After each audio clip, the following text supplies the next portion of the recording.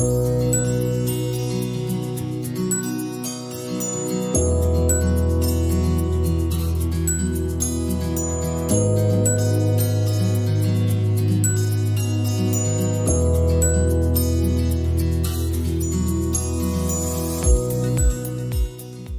ons lees saam.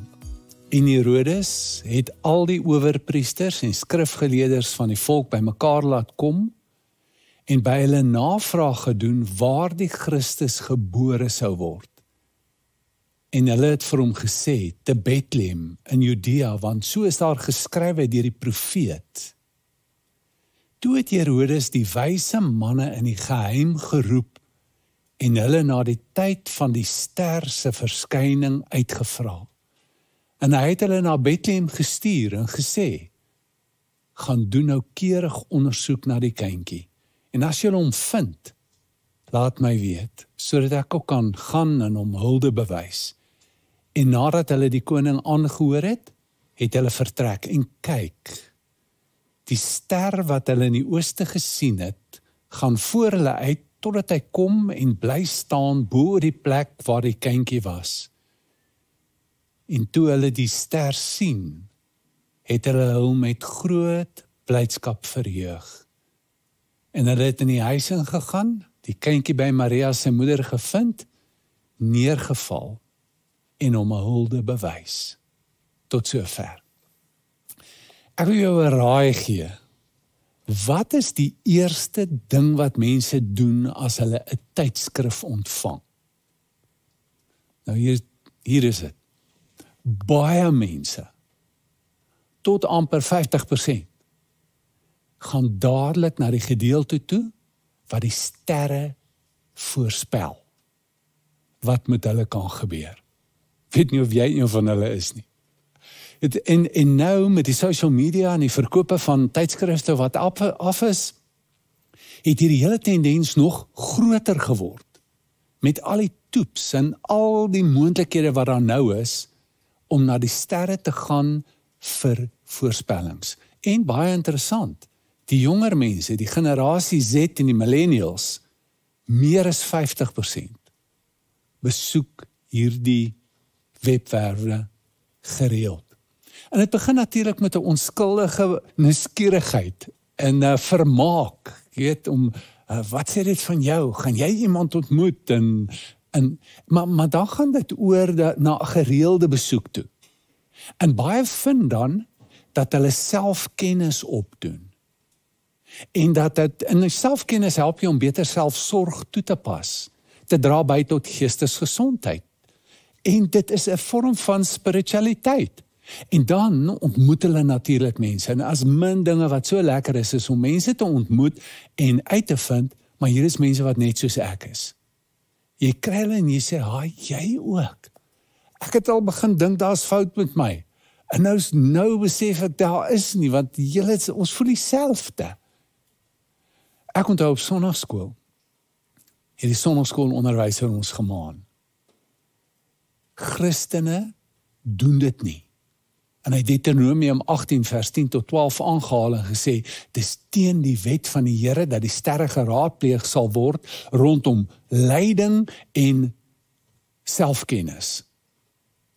Ons het na die tyd ons eie besprekingkie gehad en ons gesê, ja, maar dis Ou Testament. Wat van Matteus 2? Wat van hierdie hele verskynsel wat plaasgevind het? Hierdie gedeelte van die wyse manne uit die ooste het 'n geweldige invloed gehad op die Christendom en op hoe ons Kersfees vier. Daar is 'n tradisie wat iets groots gemaak het van die 12de dag na Kersfees. En dit as 'n spesiale dag eenkant gesit het, net om te fokus op hierdie verskynsel van die wyse manne. Dit word Epifanie genoem.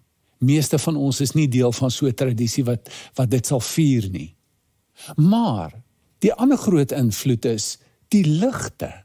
Waar kom al die ligte vandaan? Hoekom sit ons op die kersboom heel bo 'n ster?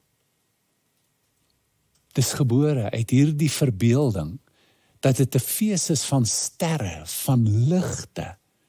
en dat kerse wat aangesteek word, want dit is seker in die kerslig wat Jesus gesien is. En dit is Matteus se vertelling van die eerste Kersfees. Iets groots. Johannes en elke evangelie vertel het anders. Johannes sê net, daar is duisternis, en in hierdie duisternis het daar 'n groot lig gekom, in die lig skyn. In die duisternis kan dit nie oorweldig nie. Dit gaan oor die ligte. Nou, kom ons ondersoek dit bietjie dieper. Matteus se vertelling van hierdie wyse manne. Ons weet nie presies wie hulle was, wat hulle gedoen het en waar hulle vandaan kom nie. Maar ons weet iets van die kultuur van die destydse wêreld. Hulle was wyse manne. En die Griekse woord is magoi. Jy kan hoor waar die Engelse magi vandaan kom. Magies in Afrikaans vandaan kom. Hulle kom uit die ooste uit. Persië, Babylon, hedendaagse Iran, Turkye, dele van Egipte, dit was die ooste gewees. En hulle was wys omdat hulle van die eerste vorme van sterrekunde waarvan ons weet beoefen het. Maar saam met die sterrekunde astrologie, en hulle het ook baie klem op drome gelê. En in hierdie verhaal toe hulle droom, toe lê hulle baie ag op die droom wat hulle ontvang het. Dit was ook iets baie groots vir hulle. Wat ons weet van hulle, dat hulle nie konings was nie, maar meer wyse manne. Hulle was ook nie net 3 nie, daar was net 3 geskenke gewees. Maar hoekom vertel Matteus dit? Jy weet, hy's 'n Jood. Nou vertel hy van hierdie mense wat uit Babylon uitkom. Hulle het 'n ander geloof. Dit strook glad nie, en daar was 'n bietjie spanning tussen hulle. Die grens word kort oorgesteek, een kant na ander kant toe. Daar's vredesverdragte geteken tussen hulle en die Romeine. Dis baie vreemd. Dis die laaste plek waar jy kan dink iets van God gebeur. En hy sê, daar kom 3 manne wat gelei word deur 'n ster van God. Wel, die eerste groot afleiding wat ons maak, en ek dink dit wat Matteus wil sê is, God ontmoet ons waar ons is. In ons kultuur, in ons gebrokenheid, in ons verwaandheid, wie en waar ons ook al is, God ontmoet ons. Die lig van buite kom dikwels buite die grense van ons verwagting. En dit moes hulle 'n bietjie omgekrap het. Want ons is die toegewydes, ons is die uitverkorenes. En nou op 'n randverskynsel. Met ander woorde, God werk oral. Hier is iets wat universeel gebeur. Dis kosmies. Dit raak die hele wêreld en is die grootste gebeurtenis in die wêreld, maar is iets ook baie persoonlik.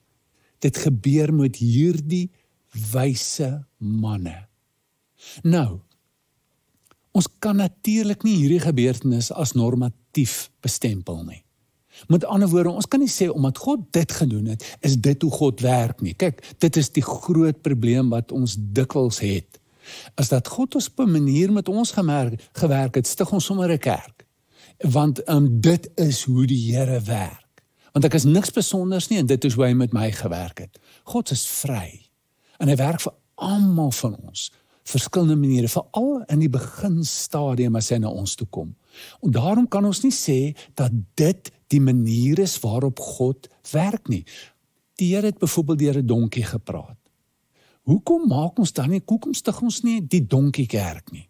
En ons steel donkies, en ons leer om te luister na donkies, hoe God met ons deur donkies kan praat. Nee, dit is uitsonderlik, dit is randverskynsels.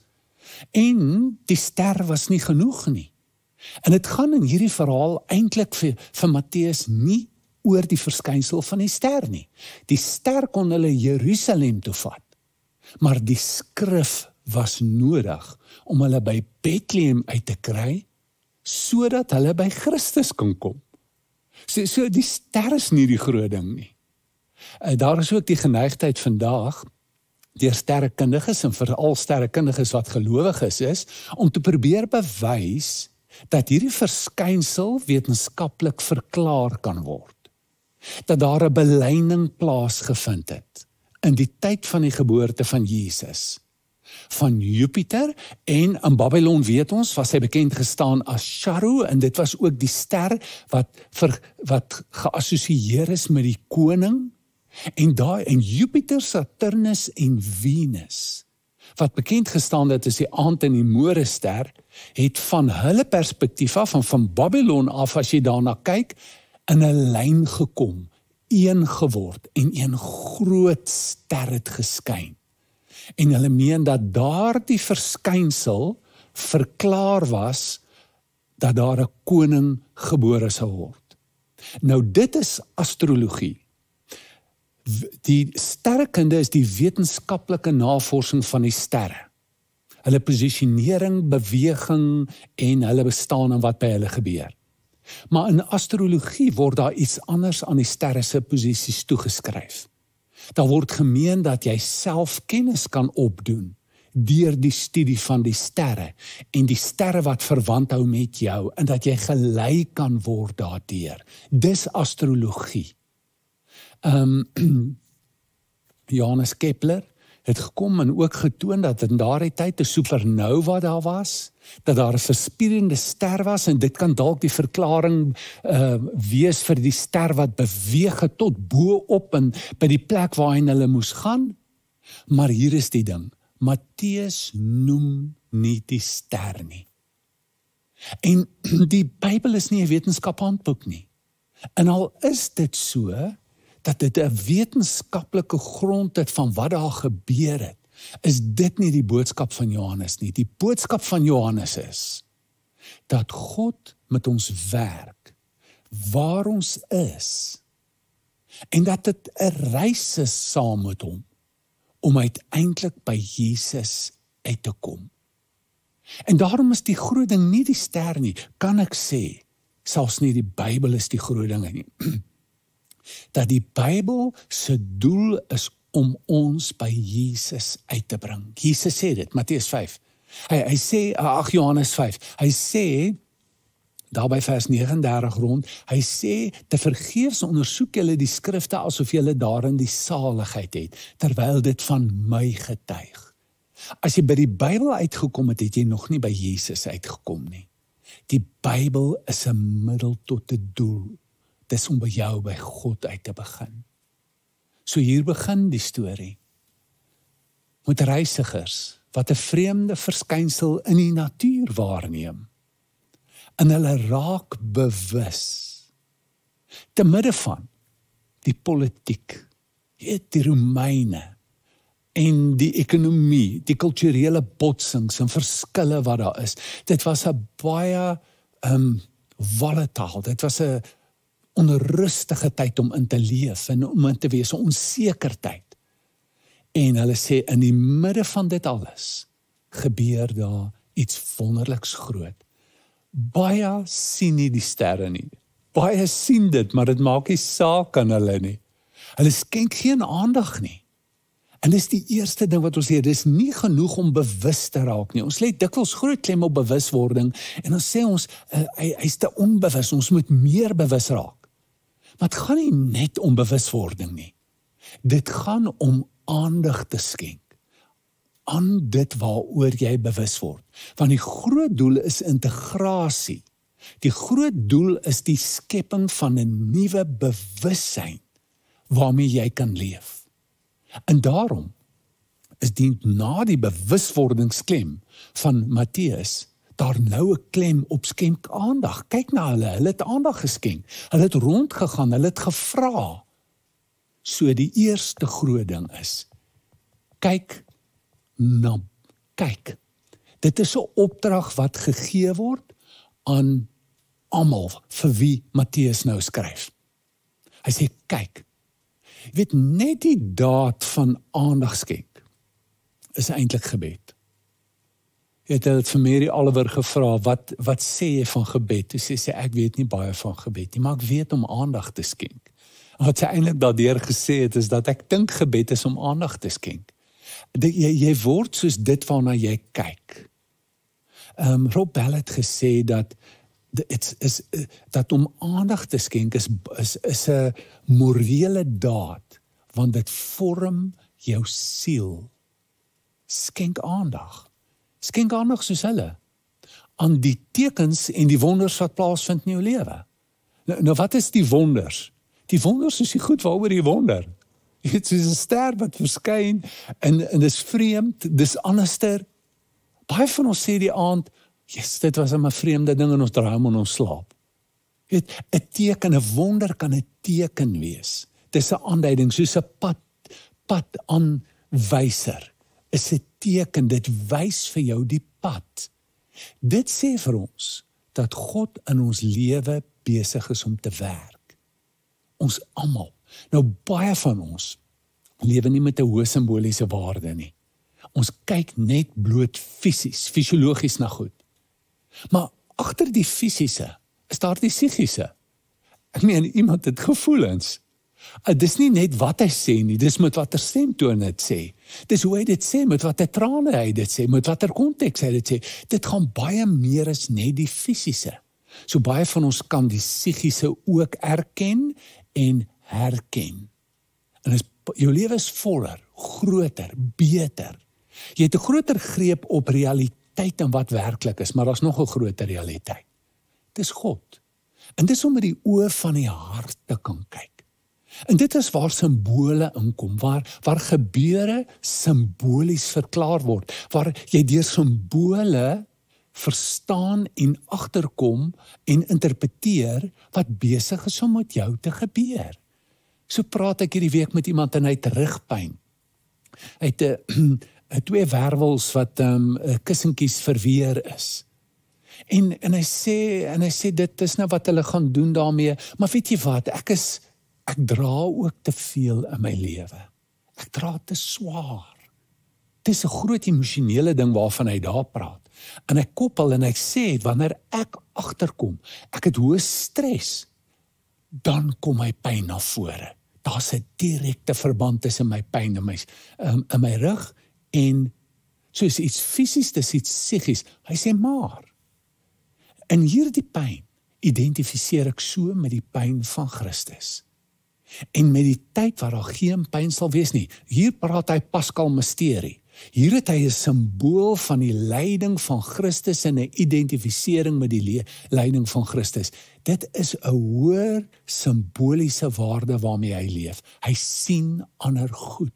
Dis tekens van hom. Nou hierdie wyse manne kyk tot hulle sien. Jy weet, in die Grieks is baie interessant. Hulle blepo word 'n idee.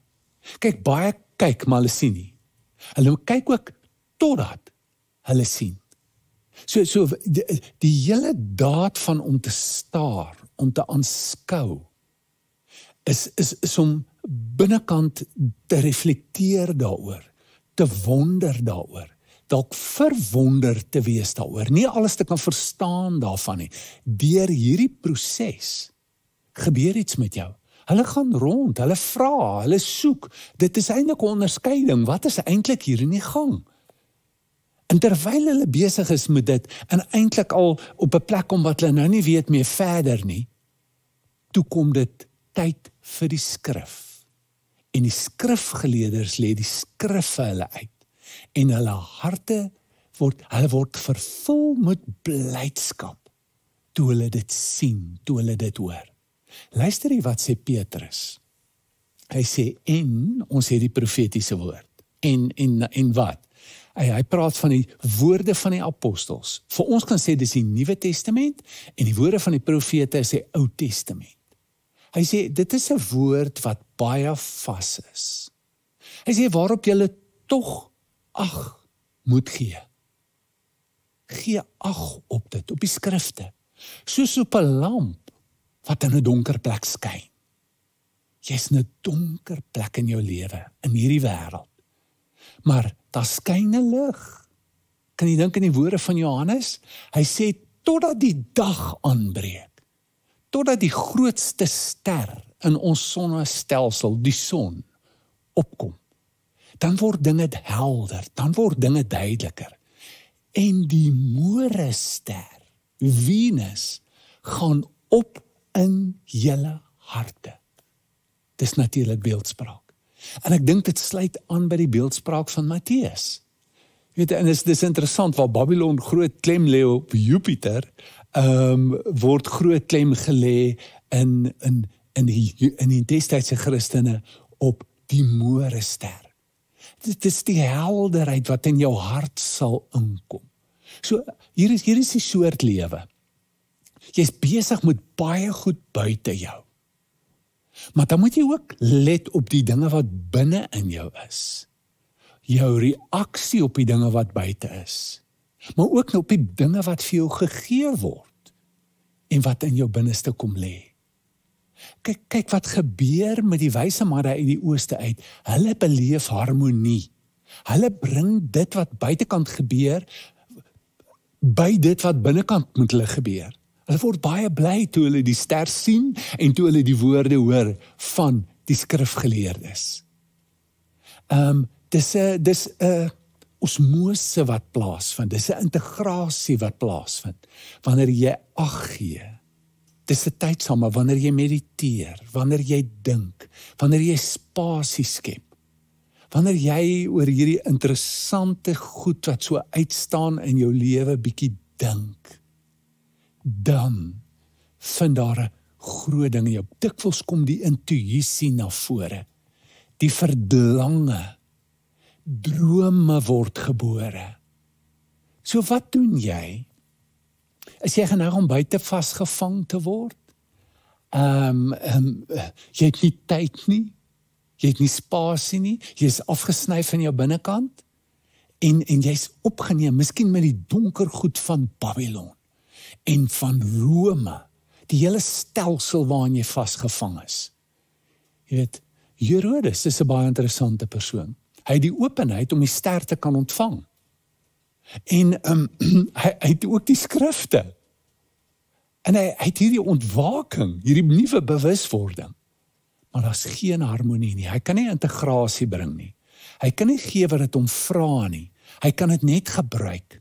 Dit bedreig sy waardes. Dit gebruik die feit dat hy sy posisie, sy geld, sy mag wil beskerm ten koste van alles, en hier is 'n moontlikheid om wat dit nie gaan nie. So, sy ontwaking was uiters ongerieflik, en hy het dit teëgestaan. Die skrifgeleerdes, hulle het ook ontwaking. Hulle sien die skrifte, hulle kan dit uitlê. Hulle weet wat gebeur. Dis iets wonderliks. Maar hulle lewe uit hulle koppe uit. Vir hulle om by die werklikheid in die kop uit te kom is genoeg. Dis dieselfde as die werklikheid self. Hulle het by die Bybel uitgekom. Maar dit het hulle nie 'n padwyser na Jesus toe geword nie. En dit is Matteus se storie. Ons gaan op 'n reis. Ons is in 'n donker wêreld, daar skyn 'n lig. En let op die lig wat in jou lewe skyn, die sterre wat in jou lewe is. En wanneer jy ag slaan daarmee en daarop sit, beleef jy Kersfees. Jy kom by Jesus uit, by die kind uit, deur 'n intuïsie, deur 'n aanvoeling, deur 'n bewuswording, deur 'n helderheid en 'n lig, deur verligting wat binne in jou plaasvind. So hier is 'n uitnodiging. Neem 'n stuk papier en teken 2 sterre op daardie papier. Groot genoeg dat jy daarin kan skryf. En dan kan jy die wit papier wat jy geneem het, so bietjie donker maak. Die wit dele buite die sterre.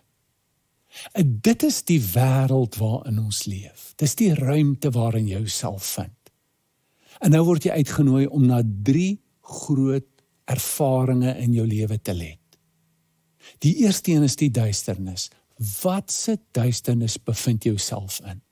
Hoe vat die wêreld in jou? Iemand sê vir my hierdie week, ek moes my vakansie kanselleer. Ek gaan nie meer weg nie. Dit was 'n groot teleurstelling, dit was 'n baie harde jaar, maar ek het 'n groot finansiële terugslag. En my vernoot, ons kom al jare saam, daar's 'n vertrouensbreuk. En dit is verskriklik swaar vir ons. Maar ons gaan bly. Dis deel wat in die donker van die wêreld waar hy nou is. Dit is iets wat sy totale bewussyn kan oorneem. Dis waarmee hy sy hele Kersfees mee kan deurbring. Maar wat se sterre is daar? Wat se sterre? Die een ster skryf jou natuurverskynsels, miskien. Ervarings, mense wat in jou lewe ingekom het. Hy sê wat gebeur het is, 'n familielid het gekom en hulle genooi vir Kersfees. So hulle gaan 'n paar dae weg en hy dadelik ook aangebied en gesê, ons gaan jou help deur die moeilike tye. Dis 'n ster wat skyn. Ek lê nou die aand en ek kan nie lekker slaap die nag nie. En my kamer se venster is, die gordyne is nie baie donker nie. En my oë gaan oop en ek kyk en ek sien die môrester helder skyn. Dis bewolk, net die môrester is daar. En ek sê Jesus. Ek maak my oë toe en ek begin te dink aan Jesus as die môrester. Die simboliek rondom dit en ek maak my oë weer oop om weer daarna te kyk en die wolke die ster toegemaak en hy sê daar nie. En ek het eers 'n teleurstelling en toe kom dit by my op. Al kan ek hom nie sien nie. Hy's nog steeds daar. En met dit het ek in die slaap geraak en toe ek wakker word die oggend, toe staan so 'n soet, sagte tevredenheid in my. Die môrester is daar. Hy skyn, sy lig skyn. En dit is ietsie wat ek in my sterretjie skryf. Ervaring wat ek gehad het. Jy kan dink terug, vra dat hy jou moet wys wat jy moet skryf. Die ander ster skryf iets van die skrif in, van die woord wat na jou toe kom. Miskien in jou Bybelstudie, miskien in jou studie in 'n gesprek met ander mense, miskien deur 'n boek wat jy gelees het, is daar iets wat jou aangegryp het en jy voel, maar hierdie woord is vir my, skryf dit in daai ster. En nou is dit die groot oefening wat moet gebeur. Gaan sit met dit en dink daaroor na. Dit gaan in jou binnekamer, sluit jou deur, maak toe, van alles van buite af. Praat met hom. Laat daar die harmonie kom. Kyk hoe hierdie sterre skyn en lig en groot is in jou duisternis. Dit neem nie die duisternis weg nie, maar dit neem 'n perspektief op die lewe weg. Voel die sterre, sien die sterre, volg die sterre. Lewe met die lig van die sterre. Ek wil afsluit met die woorde van die profeet Jesaja. Staan op. Word verlig. Want jou lig kom, en die heerlikheid van die Here gaan oor jou op, want kyk, die duisternis sal die aarde oordek en donkerheid die volke, maar oor jou sal die Here opgaan, en sy heerlikheid sal oor jou gesien word. Amen. Kom ons bid saam. Hemelse Vader, ons dankie vir hierdie tyd waarin ons gaan. Help ons om my tyd en spasie te maak en nie so gejaag te wees om net by alles uit te kom in hierdie Kerstyd nie. Maar ook om bedagsaam te wees op daai tekens, daai wonders wat ons pad langs kom. Te sien, die sterre te ontdek en te volg, die woorde. Help ons ook om daai tye te kry wat ons net kan sit, vroeg in die oggend, dalk by die see, dalk in die aand met sonsondergang. Net 'n tyd om te dink, te reflekteer en te kyk wat in ons gebeur en hoe die son en die môrester in ons harte opgaan. In Jesus se naam, amen. Ontvang die seën van die Here. Die genade van die Here Jesus, die liefde van God en die gemeenskap van die Gees, wees en bly met almal van julle. Amen.